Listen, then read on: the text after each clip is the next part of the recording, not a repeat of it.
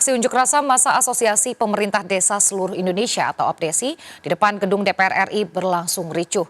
Massa menuntut DPR mengesahkan revisi Undang-Undang Desa sebelum pemilu 2024. Unjuk rasa massa Asosiasi Pemerintah Desa Seluruh Indonesia atau APDESI di depan gedung DPR RI ricuh hingga sore hari.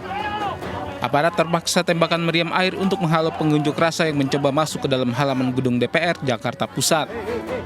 Massa bahkan sampai merusak dan menjebol pagar untuk bisa masuk ke dalam halaman gedung DPR. Dalam insiden ini, seorang pengunjuk rasa alami luka parah di bagian kepala lantaran terkena lemparan batu.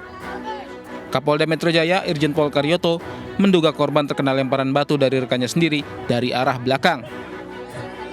Dengan sabar kami menunggu mereka. Kami hanya bertahan pun hanya memakai air. Ya, karena kalau tadi ada orang yang kena lempar, saya nggak tahu bagaimana bisa melempar.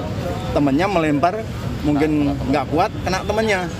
Ya, karena ini apa? Beberapa beton itu dipecah pakai alat pemukul besi, kemudian buat melempar polisi. Ya pasti kita punya dokumentasi, tapi kan pelan-pelan ya.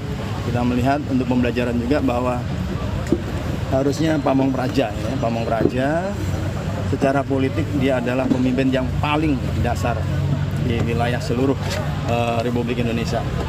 Jangan memperlihatkan perilaku-perilaku seperti itu. Jadi kita berkomitmen dengan pimpinan DPR, aksi ini lebih soft. Ya, lebih. Demo massa APDESI berlangsung memanas sejak Rabu siang. Massa melakukan aksi membakar spanduk ke dalam kompleks gedung DPR. Dalam aksinya, massa mendesak revisi Undang-Undang Desa disahkan yang berisi kenaikan anggaran dana desa, peraturan pilkades, dan juga masa jabatan 9 tahun bagi kepala desa. Mereka menuntut revisi UU disahkan sebelum pemilu. Harus ada kepastian hari ini. Paling tidak ada undangan dari Ketua DPR RI untuk pemerintah untuk membahas revisi undang-undang ini. Kalau ada undangan hari ini, maka kami akan sangat berterima kasih kepada Ketua DPR RI. Aksi para anggota APDESI ini berakhir pada Rabu sore.